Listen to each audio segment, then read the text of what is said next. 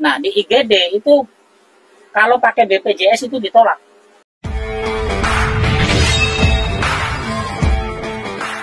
Lagi sama Bos Cleo. Tilung Haryanto. Rahmat Haryanto. Kalau ingat 2020 ada host yang spiral. Dua Haryanto. Bersama saya Tilung Haryanto. Saya Rahmat Haryanto. Dan sebelahnya Nova Aji Haryanto. Ini sekarang sudah beda kelas nih Mas Aji nih, Nova Aji nih kan. Jadi sekarang udah jadi direktur. Jadi percayalah oleh Bapak untuk memanage gedung. Jadi kita sebagai teman patut berbangga lah. Iya dong. Sekarang saya temennya itu direktur. Nah ini. Amin. Direktur mah kan dodoknya gandingan neng radado. Kita sebagai rakyat biasa mah ya. Ya, kita rakyat biasa. Tapi asli saya berbangga lah punya teman yang mudah-mudahan kedepannya lebih sukses. Minimal kita dua teman yang sukses tuh bangga Kang ya. Iya dong. Minimalnya numpang udut. Nah itu maksudnya. Mie ayam sih mau darah. Iya ya gratis ada yang bayarin. Aduh si nontonnya aku temen. Masih lama. Tapi ya mudah-mudahan baik nanti the next nggak sombong nantinya ya. Masih kan sama kita Kang ya. Bener. Buat tinggalan nggak disapa. Masikal, dia sapa Sira. Masih apa beli Kang ayat santet ya Mas siapa kan? Masih. Dikirim waktu Kang kirim. Paku. Tenang wae. Selagi nomor Kang Wahyu sudah ngulu masih ada. Siap-siap Kang Wahyu. Siap-siap terima job order. Karena batur sing rada anu somse santet. Bolehlah tema hari ini mungkin karena harinya hari Jumat. Boleh kita membahas tema Jumat berkah lah Kang, biar kita menjadi berkah katanya, Jumat ini Jumat Kliwon Kang ya? Iya. Emang situ Jumat dina Jumat sih berkah. Iya sih. Saya tiap hari berkah. Iya. Tapi kadang-kadang ada sebagian masyarakat yang ada menspesialkan hari tersebut. Jumat. Katanya kalau hari Jumat, hari baik Jumat Kliwon itu katanya ya tergantung sudut pandang masing-masing sih Kang ya. Ada yang notabene ada yang giring-giringnya ke sini, ada yang ke sini ya beda-beda. Ya, hampir bae bagian raja Jumat yang bakal roli rezeki mengdumel. Outputnya itu, outputnya tapi ekonomi Kang ya. Karena orang itu menganggap rezeki itu selalu dengan materi. Kenapa Kang bisa gitu Kang? Ya karena tadi kalau materi ini kan gini. Jadi sesuatu yang kita dapatkan dengan mudah itu dianggap bukan rezeki. Contoh kesehatan. Ya kesehatan yang kita biasa aja. Jadi nggak dianggap rezeki itu. Nggak dianggap nikmat. Tertawa apa. Bahagia. Bisa kumpul ngopi bareng. Nah itu tidak dianggap rezeki atau tidak dianggap nikmat. Karena sudah biasa. Padahal kalau benar-benar di dalamnya nikmat sebenarnya mah itu ya. Apa bahagia itu sederhana. Yang tadi sampulnya YouTube-nya Kang Rahmat ya. Nih jangan lupa Kang Rahmat tuh YouTube-nya ada 3 coy. Jadi tinggal pilih aja mana yang lebih kiranya lebih suka dilihat. Ya, jadi boleh mampir di YouTube-nya. Kenapa saya bikin 3 tuh? Jadi kalau orang jualan di satu spesialis mie ayam, kata Kang Picung tuh. Mie ayam dikit Kang. Jadi Kang Picung nih sangat luar biasa di politik. Saya tuh ngefans sama Kang Picung. Tapi saya belum ketemu sama orang. Saya tuh pengen ngajak ngopi. Belum ketemu sama orang. Dalam hati saya nih, Rese orang ini pinter banget di politiknya. Cuma saya belum sama orangnya. Boleh kan nanti kalau kapan-kapan berkabar lah Kang. Sama Kang Picung saya Kang Picung kita ngopi ya. Tangan lah iya. Karena saya tuh ngefans sama Kang Picung. Saya tuh suka dengan orang yang konsisten. Konsisten sama Kang Konsisten dan paling penting adalah setia. Masalah kalah menang itu biasa, nomor sekian lah biasa. Yang lucunya itu sudah selesai pilkada masih aja disebutin. Aduh, ada satu orang yang nggak kenal nggak enak ya. Tapi apa sih itu? Nah, kita desel-deselan. Lama nunggu mobil mah desel-deselan gitu. Tapi Kang Rahmat tuh tahu nggak sih di belakang ada Kang Picung tuh siapa? Aslinya tahu nggak? Enggak, aku nggak tahu. Tapi kalau orang ngefans itu nggak perlu tahu, yang penting karena saya suka dengan orang itu pemikirannya. Saya suka dengan orang itu pemikirannya. Sama karena, konsistennya ya? Ya, karena apa? Kalau suka sama orang, saya udah punya istri. Iya. Oh, ya boy. Ya. Aman, cari aman, cari aman. Soalnya ada Amelia Cikal. Amelia Cikal, iya, ibu negaranya Nova Aji Karini. Iya, monitor ini Monitor. Pak Direktur nagih traktir kita nih. Wow. Tenang aja. Aduh. Kembali lagi tadi ke YouTube, Kang. Jadi kembali lagi Saya ada betul. 3. Kembali lagi ke YouTube. Kang Rahmat sekarang kan punya akun YouTube 3. 3. Ada apa dengan nomor 3? Oh, Asik. Nanti dikaitkan dengan politik lagi. Ya, nggak apa-apa. Tapi bener sih. Asik. Tapi sama konsisten sama Kang Picung, Rahmat ya? Ya, karena orang konsisten dan setia itu mahal. Benar nggak, Kang Picung? Sepakat. Itu lebih mahal. Makanya apapun kondisi kita harus setia sehingga orang menilai kita itu wow lebih. Bagian berdarah-darah gaya Kang Picung diledekin apa cuek banget. Berdarah banget. Ini saya ngerokok kena banned enggak ya? Dimana sama Meta enggak ya? Biarin lah, diomelin kita omelin lagi. Rokok-rokok kita, Sekarang tuh Meta tuh Facebook tuh ketat banget. rokok-rokok kita orang jaluk. Kang Picung sini, Kang Picung ngopi di Tunggu perjuangan. Tugu Perjuangan. Kita tunggu. Boleh balik lagi tadi ke persoalan YouTube yang 3 tersebut. Ya. Kenapa bisa bikin 3 YouTube? Kenapa bisa bikin 3 akun? Apa tujuan dan maksudnya nih, Kang? Apakah ada sesuatu? Betul apanya, Kang? Main tul baik. Jadi yang pertama, jadi gini, saya tidak mau mencampur adukan kehidupan sehari-hari dengan politik, dengan hukum gitu. Karena gini, ketika saya upload pribadi, orang tuh nyerangnya pilkada terus, jadi gagal. Yang sebenarnya yang gagal move on tuh mereka. Asik. Ini udah mulai masuk ke Iya. asik. Terus lanjut, Kang. Sebetulnya yang gagal move on tuh mereka. Kenapa? Kita sudah biasa-biasa aja, berantem apa normal, kembali ke kehidupan sehari-hari gitu. Tapi kalau kita komen mengenai apa aja tuh, pasti dikaitkan ke pilkada. Nah ini, apalagi tahu nggak, sekarang itu pelantikan bupati itu diundur sampai bulan Maret.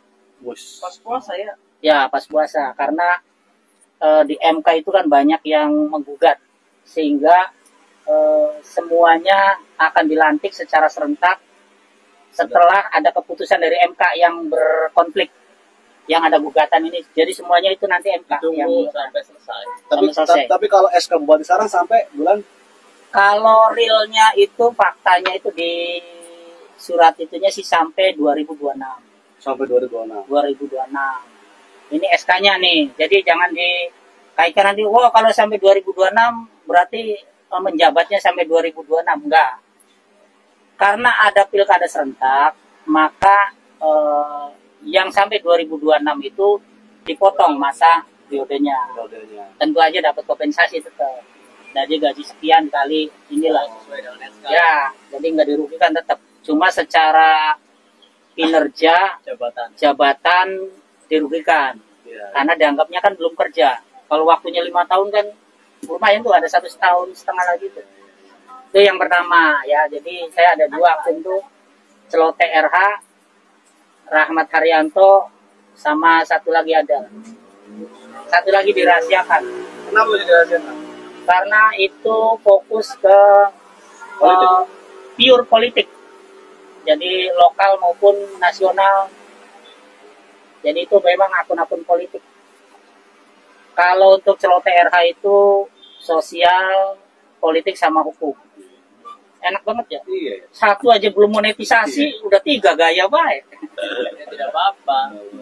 Semakin banyak akun, semakin Ya. banyak ternak akun. Nah, itu saya lagi nernak satu akun daripada nernak tuyul dosa.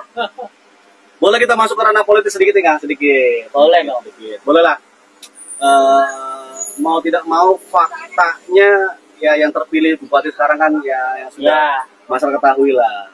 Kira-kira Masih. apa harapan dari seorang Rahmat Haryanto terkait bupati terpilih sekarang? Kita fair aja lah. saya takutnya kemarin nih sebelum saya jawab. Saya pernah menulis, harapan saya atau saran saya ya waktu itu. Satu adalah UHC dilanjutkan. Waduh, bagus banget. Ya, terus yang kedua itu rumah singgah di Bandung. Oh yang iya. kuliah ya. Ya, bukan anak kuliah, orang sakit.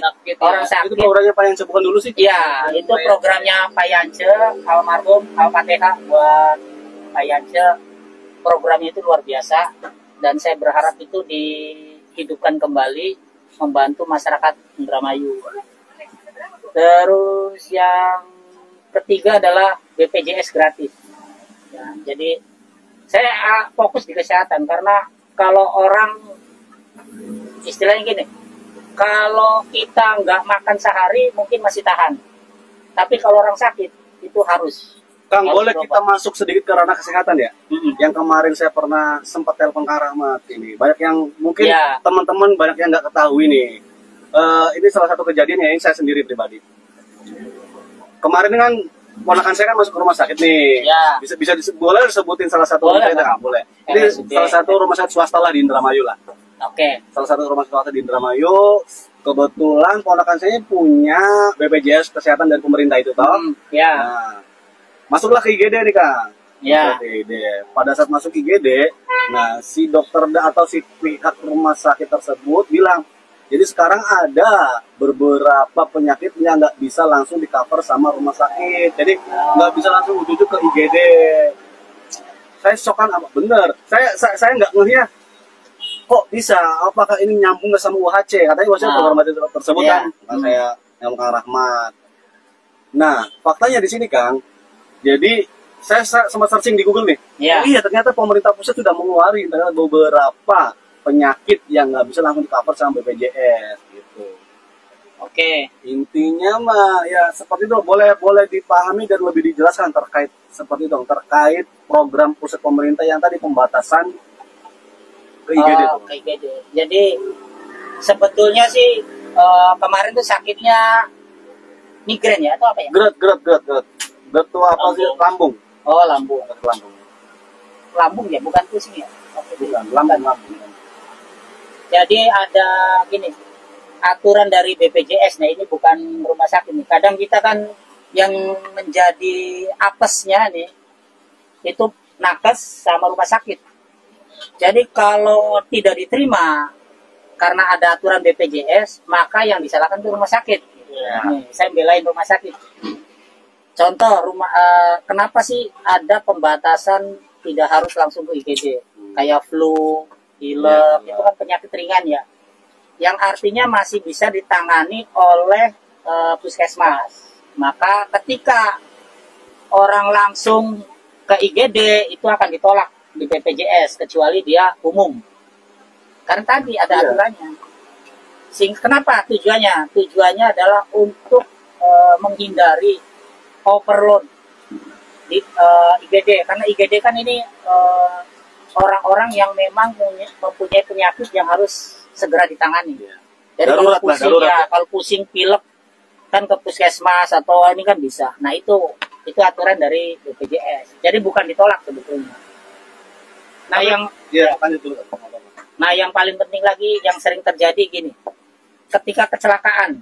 Nah ini kecelakaan tunggal itu kan biasa langsung dibawa ke IGD nih. Nah di IGD itu kalau pakai BPJS itu ditolak. Iya. Ya, itu pasti ditolak. Karena apa? Karena kecelakaan itu ada yang namanya asuransi jasara harja.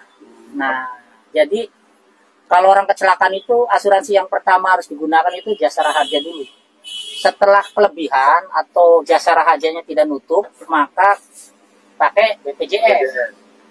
Tapi, nah, kita ini males. Kenapa? Jasara harja itu harus ada laporan ke kantor polisi. Harus ada proses birokrasi. Nah, itu males. Nah, laporan ke polisi itu kan ketika misalnya lapor karena kecelakaan tunggal, biasanya polisi nolak untuk mengeluarkan rekom untuk jasara harja. Maka akan ada surat penolakan. Ya, misalnya ada surat penolakan dari kepolisian. Nah, surat penolakan ini untuk ke rumah sakit sehingga rumah sakit bisa langsung pakai BPJS. Jadi itu. Nah, kadang-kadang kembali lagi nih. Begitu ada kecelakaan pakai BPJS ditolak. Yang disalahkan adalah rumah sakit. Boleh saya masuk lebih detail ke terkait ini Kang ya? Berarti apa perbedaan dari BPJS pemerintah sama program UHC?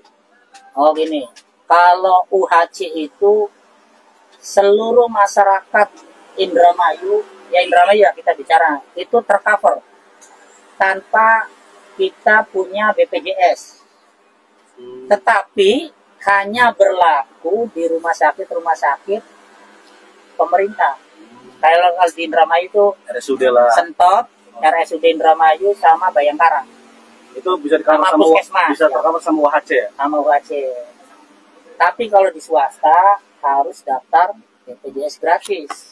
Nah, ini nggak tahu nih karena saya tidak ngikutin UHC ini masih jalan atau enggak ya. Mudah-mudahan sih masih jalan ya karena Ya, kan karena program ya. program pemerintah daerah ya. Ya mudah-mudahan dengan bupati terpilih sekarang akan dilanjutkan lagi program tersebut. Oke. Karena banyak yang klaim karena ini sebenarnya program pemerintah pusat katanya Ya. nggak usah diklaim-klaim pemerintah sekarang. Ya mudah-mudahan lah karena saya pernah baca berita karena ada beberapa daerah yang emang nggak ngeklaim terkait UHC. Ya. Dananya malah dialihkan ke banyaknya ya kayak di pembangunan dan sebagainya. Mungkin berarti intinya mah tergantung pemimpinnya Kang ya Betul. terkait kebijakan tersebut ya. Betul. Tapi ada juga sebenarnya UHC yang nggak di jalan. Yang nggak di jalan ada. daerah. Karena kan sama aja gini, kita ada program nih. Jadi kembali lagi, ide itu dari mana aja boleh. Ya, dari siapapun, mau dari pusat, dari provinsi atau apa. Tetapi eksekutornya itu kan di daerah. Nah, pembangunan pusat dan daerah itu harus sinkron. Sinkronnya gini, kalau misalnya satu daerah, dia hanya difokuskan misal di infrastruktur, Iya, ya. Tiba-tiba ada program dari pusat tentang kesehatan. Nah, ini kan tidak matching nih. Maka itu yang prioritas ya. pilihannya pemerintah daerah itu prioritasnya di mana? Kesehatan diabaikan ya bisa. Misalnya harusnya 50 miliar ketutup, tapi karena prioritas 3 miliar aja, hanya sekian persen yang di cover. Itu bisa. Begitupun sebaliknya. Iya, makanya Jadi saya agak bingung juga maksudnya Indramayu dana terbesar UHC itu Indramayu katanya. Iya, 8 miliar. 89. Bisa dana terbesar. Berarti kan ini terkait kebijakan pemerintah daerah masing-masing toh. Iya. Kalaupun toh ini terkait kebijakan pemerintah pusat aturan kan flat sama contoh satu daerah satu M tuh. Ya. Kenapa harus ada beda-beda? Berarti ini tergantung kebijakan pemerintah daerah tersebut kan. Ya, jadi logika sederhananya gini lah. Kita ini sebagai kepala rumah tangga nih, punya duit 1 juta nih, Iya. sanggup sekolah, ada anak sakit, terus satu lagi misalnya nih beli rokok. Mana yang lebih utama? Nah, dengan duit 1 juta ini mana yang lebih utama kita prioritaskan? Cuma celakanya diprioritaskan itu biasanya merokok. Biasanya karena sudah kebutuhan Kang. Karena ada peribahasa Kang masih mending beli mangan daripada beli rokok ya. Kalau kita sih mangan baik lah, kita tuhan baru rokok ya. Gitu. Terus ya berarti intinya semangat ya mudah-mudahan lah kita dilanjutkan lah dengan bupati terpilih sekarang terkait program pemerintah yang tadi UHC Kang ya. Lebih bagus lagi ditingkatkan lagi lah. Karena emang faktanya saya sebagai rakyat kecil emang benar-benar butuh pisan terkait pengobatan gratis tersebut Kang. Karena sangat bermanfaat karena saya pernah operasi juga nih kemarin nih beberapa bulan kemarin saya habis sakit BPJS ya. Kebetulan saya bukan karyawan sih maksudnya. Ya kalau sangat terbantu sih, sekali, sangat terbantu sekali maksudnya terkait kesehatan. Karena tapi jangan malu lah dengan kelas 3. Gini harapan saya untuk pemerintah yang baru. Menurut saya sih ini menurut saya pemerintah yang akan datang itu kerjanya lebih ringan. Kenapa lebih ringan? Pertama pembangunan kawasan industri, terus pabrik, siapapun yang memulainya itu sudah dibangun. Terus yang kedua kesehatan. Terlepas dari itu program pemerintah pusat atau apapun UHC sudah ada, tinggal dijalani. Dan yang paling penting adalah irigasi. ya BWS tuh ya. BWS. Memang itu dari provinsi, tetapi kembali lagi tadi sinkronisasi pembangunan antara provinsi, pusat, provinsi dan daerah. Nah, kembali lagi ini kebijakan dari pemerintah daerah. Ya, contoh misalnya kenapa pembangunan irigasi di Indramayu itu all out? Saya lihat sih all out. Baik dari Kali Cimanuk, terus sungai yang kecil-kecil, sama saluran irigasi yang ke sawah itu semuanya diperbaiki. Sehingga kita berharap ke depan itu tidak ada lagi yang namanya keluhan kering, kekeringan, kurang air atau apa itu. Kang, kalau isu rencana Indramayu mau akses jalan tolnya sampai sini tuh bener nggak sih, Kang? Katanya 2025. Ya, 2025. Saya dengar sih di pintu keluar ya. Pintu keluar itu ada di sekitar Budasari. Dan kalau ini terrealisasi, luar biasa. Tembus langsung Cipali ya? Ya, langsung Cipali. Dan saya tidak capek-capek ke jauh ke... Berarti sekarang ke Bandung paling cuma sejam lebih aja ya? Iya, nah sekarang kan sejam memang. Enggak, kan dari sini ke Kertajati contoh, ya. 1 jam. Kertajati Cisumdawu sampai ke mana sih, Cibiru sejam lah, 2 jam lah ya. Berarti kalau akses tol dari Udasari bisa sejam lebih aja kan? Ya. Cuma berapa menit ya? Sebetulnya sih di Cikedung juga bagus. Sebetulnya ya. Kalau kembali lagi nih. Sebetulnya kenapa kita itu tidak mau lewat Cikedung? Karena akses jalan itu. Yes. Begini kan. Nah, kembali lagi. Kalau anggaplah misalnya pintu tol Widasari ini nggak jadi, asal Cikamurang terus akses ke sana diperbaiki, cuma memang agak sulitnya daerah Trisi ya. Trisinya kan sudah padat ya, sudah padat, tidak bisa dilebarin jalannya. Itu kalau benar-benar dijalanin aksesnya, waduh, itu luar biasa ya. Dan bisa jadi Gantar sekitar Cikamurang itu. Ada Om Taka, Om Taka, sutradara nasional. Ini Guru Isu terkait konten kreator. Salah satu kebanggaan saya di Pilkada 2024 ini. Kenal dan ketemu sama Om Taka. Ya. Salah satunya itu. Ya, betul. Salah satunya dengan Kang Taka. Walaupun agak merusak mental saya ini. Waduh. Gitu. Jadi luar biasa nih Kang Taka. Meledak kosong pelebae di depan tuh banyak Om Taka, ada apa sih? Saya ada takut udang, iklan. ada cumi, ya. Udang bakar apa pelebae. Ini kita tidak menerima iklan Kang Taka. Bu, kopi Bu. Waduh diledak Bu. Kopi pahit Bu. Ada yang ledak Bu soalnya. Aduh. Om Taka sini, Om Taka gabung di Tugu Perjuangan. Kita lagi biasa. Saya lagi nunggu waktu mau jemput bos. Enak kita bos yakin. Iya, Bapak Naloro ya. Bapak Tony dari Bapak Toto. T2T. Bang Tony dan Pak Toto. Kang Toto. Kang Toto baik. Bikin kopi ya? Iya, kopi pahit Bu. Kopi, soalnya sudah banyak yang ini nih. Sepil kosong. Ada yang ledekin. Kang Taka mana Kang? Anda sing bayar di kami mah. Cek pesan apa cek? Aja lu sing mangewu. Jadi sampai mana tuh Bang? Sampai mana? Tadi kembali lagi bahwa pemerintahan yang akan datang itu agak walau tidak biasa di pinggir jalan. Ya, biasa tengah jalan lah Kang. Bahwa tengah jalannya tabrak mobil Kang. Maaf ini Kang Taka karena Anda sudah menyinggung saya ngopi dulu nih. Aduh, ampun. Kopi mahal ini. Mahal tuh. Mahal ini Kang Taka. Americano. Pinggir jalano. Mbak Bir, 5 set maning. Tenang Mbak Om Taka. Tapi serius tuh Om Taka, saya tuh lubuk dari hati, saya tuh pilkada hari ini tuh termasuk suatu kebanggaan. Kenal sama Om Taka tuh sutradara nasional. Karena faktanya tuh banyaklah pelajarnya. Ya. Dari walaupun kadang nyengit. Nyengit itu. Galak Om Taka pasti. Nyengit banget. Galak. Tapi galak kayak demi kebaikan. Galak terus. Tapi ya alhamdulillah beberapa kali kita mendapatkan ilmu dari Kang Taka. Keren. Walaupun tadi lagi tuh nyengit. Iya. Karena mungkin dari jam terbang sih ya. Ya, jam terbang Om Taka mungkin dari jam terbang lah udah jauh lah. Jadi segala sesuatu tuh Om Taka tuh pengennya perfeksionis. Iya. Ya, karena mungkin ya emang jam terbang mau gimana lagi. Tapi bagus itu salutnya itu. Makanya saya banyak banyak pelajaran yang Tapi ada yang saya paling kesel tuh. apa tuh? Waktu kita mau wawancara Bisarkem. Oh, Ingat nggak? Iya. Kita kamera ya. Ya, kita siap-siap. Bisarkem, punten.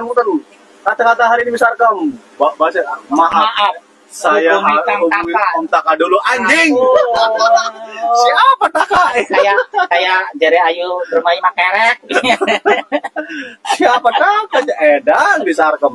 Orang Nanti kata-kata hari ini aja, aduh. saya harus by direct Om Taka. Iya. Dan mahal, Cal. Gila. Nomor rekening masih yang lama, Kang. Masih nyimpen Tapi Kang. maaf, Bang, kita tidak terima transferan, Bang. Cash aja. Nanti ada buktinya. Cash. Aduh. Jadi balik lagi nih. Bupati yang akan datang itu lebih muda. Ya, tadi pembangunan sudah ada. Karena Mall secara progres sudah ya. sudah ada banyak. Progres itu banyak. Suka tidak suka, diakui tidak diakui, progresnya itu banyak. Kayak mall pelayanan publik itu sudah ada. Ya, terus mall itu tuh. Ya mall yang mangkrak kemarin alhamdulillah udah mulai jalan. Iya. Terus alun-alun mampu merubah wajah Indramayu. Di daerah juga ada tuh di Hargelis tuh. Hargelis juga punya alun-alun yang cukup apa ya? Ya untuk masyarakat itu bagus lah alun-alun Hargelis. Jadi secara keseluruhan seharusnya pemerintah yang akan datang itu jauh lebih mudah karena arah pembangunannya sudah jelas. Nah, terus mengenai Indramayu kabupaten termiskin. Jadi harusnya kalau pembahas ini pasti panjang banget ya. Sederhana, simpel karena sudah diberikan solusi sama Ibu Dina. Tadi tuh UHC, ya kesehatan. Jadi SKTM tidak ada lagi tuh.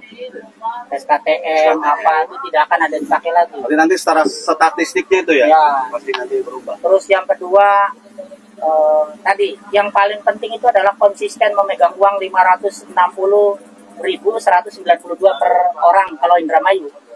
Itu akan bisa diselesaikan ketika pabrik ini sudah berjalan. Jadi hemat saya itu termiskin lagi ya, Kak? ya tidak akan jadi termiskin lagi seharusnya kalau intinya dilanjutkan semua. Pemberbedaan warna laptop ya. Sejen bae kari anu direktur mending-mending gawe laptop. Padahal mah isih gara nonton video anu YouTube. Nonton Jadi untuk the next, untuk pemerintah terpilih yang nanti akan datang, Kang Rahmat tetap dukung program-program yang bagus ya. Tapi tetap akan kritis juga terkait program-program yang menurut Kang Rahmat kurang ya.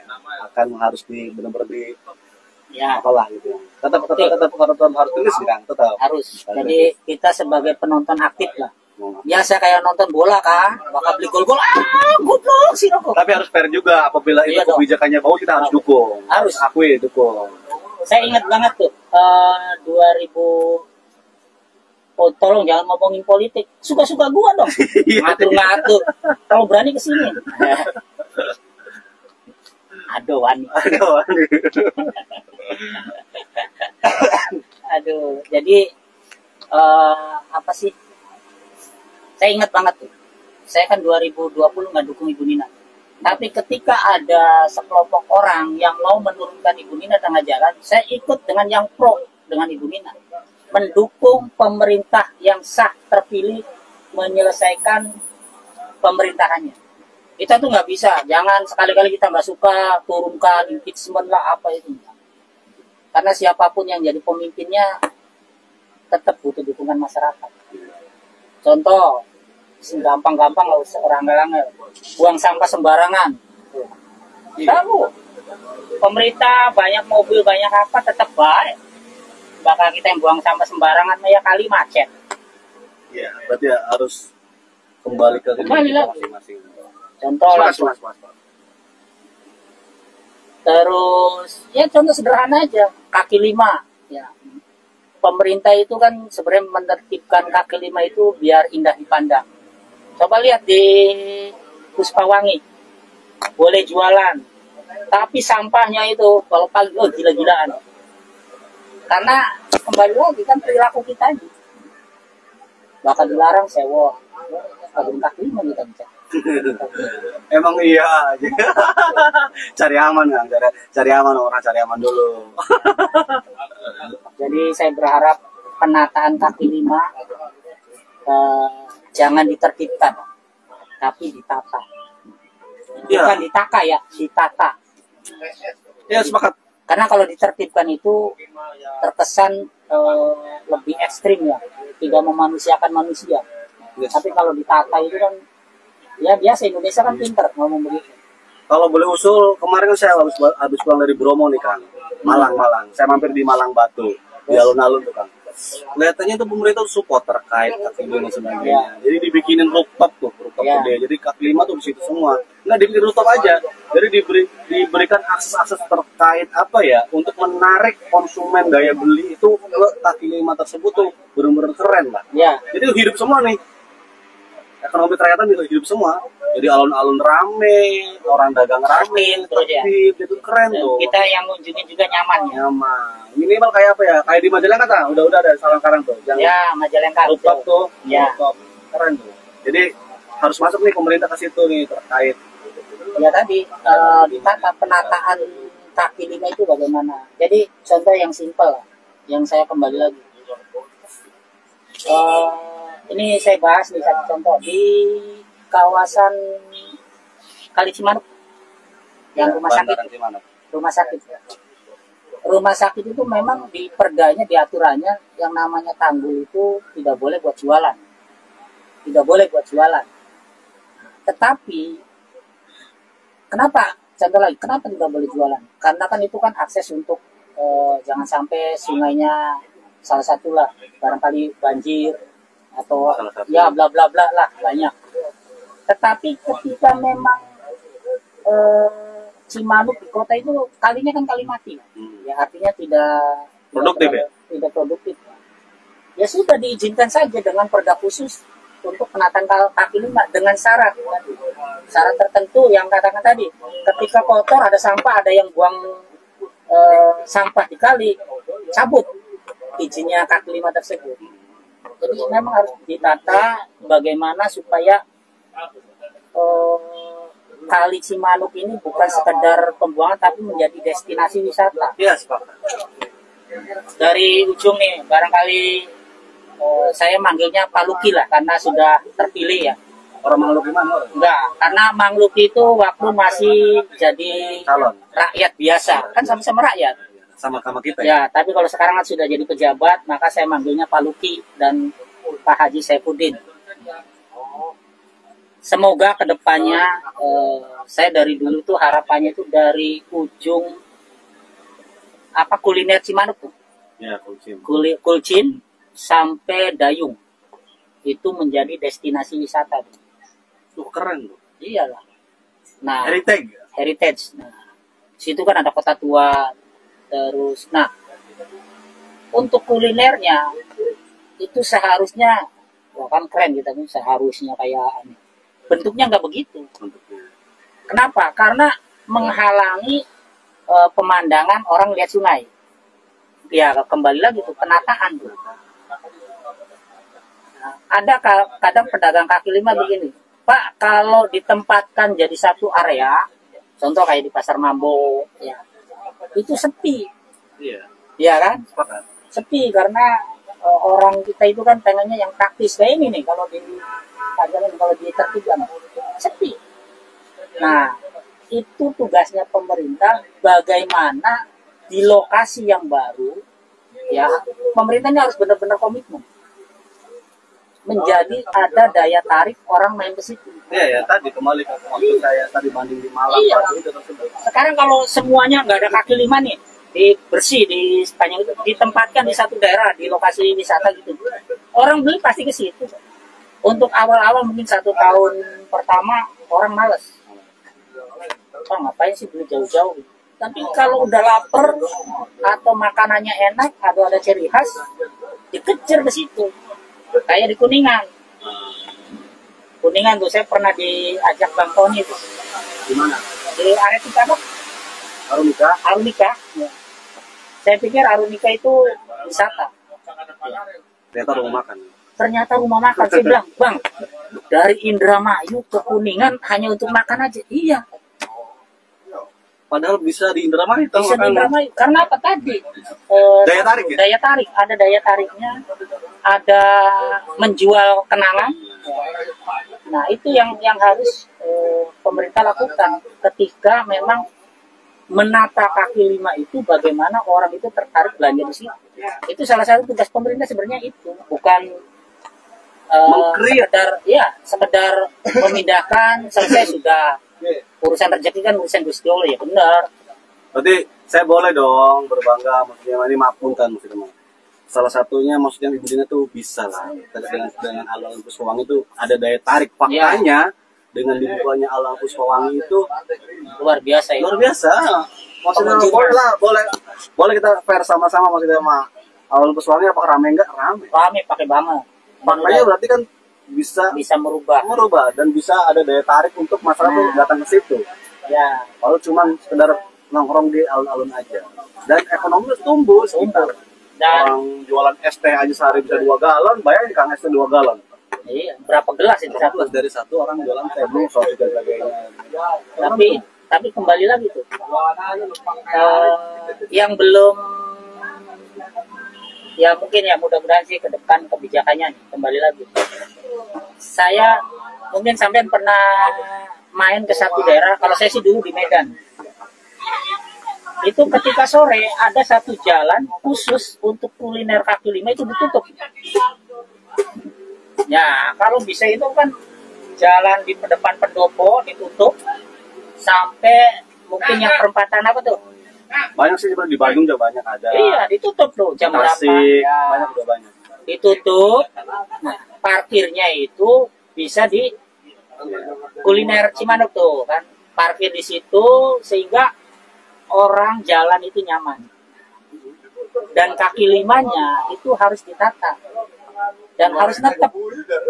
Misalnya satu contoh lah, ada di situ di data ada 100 pedagang kaki lima. Nah, ya kita tinggal atur. Dulu Jogja itu juga kan ribet.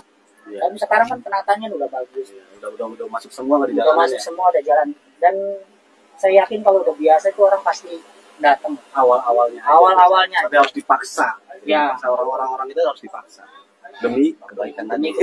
Dan kembali lagi, pemerintah mengambil kebijakan sebagus apapun, selama masyarakatnya tidak mendukung, tidak akan bisa tercapai. Karena kembali lagi objeknya itu kan masyarakat. Tapi wajarlah sebagai masyarakat banyak ada ya yang pikir negatif, positif. Oh, wajar. Enak jadi rakyat. Bebas ya? Bebas ngoceh. Bebas ngoceh. Jadi rencana Celote RH ini akan dilanjutkan. Apa vakum dulu? Apakah gimana? Karena terkesannya Celote RH ini keluarnya pas di saat momen-momen pilkada doang. Kira-kira ke depan nih Celote RH apa tetap eksis atau sementara vakum? Tetap eksis. Karena sebetulnya Celote RH itu muncul secara tiba-tiba. Karena gini, kok saya tuh ngoceh aja gitu. Ini dikomentari, akhirnya ya wis, lalu ke celoteh, namanya nyeloteh, pas. Jadi masih tetap konsisten ya? Itu untuk jalur sosial, politik, dan hukum. Walaupun ini opini masyarakat negatif, RH itu nyemengit ya. Banyak nih, hampir sebagian besar ya. Nyemengit ini RH ini, nyemengit ya. Tetap konsisten kan ya? Konsisten. Karena bukan Ayu Dermayu ya, Ayu Ting Ting pun haternya banyak, dia dapat duit banyak tuh. Asik. Bagaimana Pak Direktur, pusing banget Pak Direktur tuh. Banyak job yang masuk. Banyak job yang masuk, pusing. Nggak ada job, pusing. Jam berapa aja kita garap anu. Bang Tony ya? Iya. Jam 4 ya. Oke. Jangan lupa like, share, and subscribe. Terima kasih.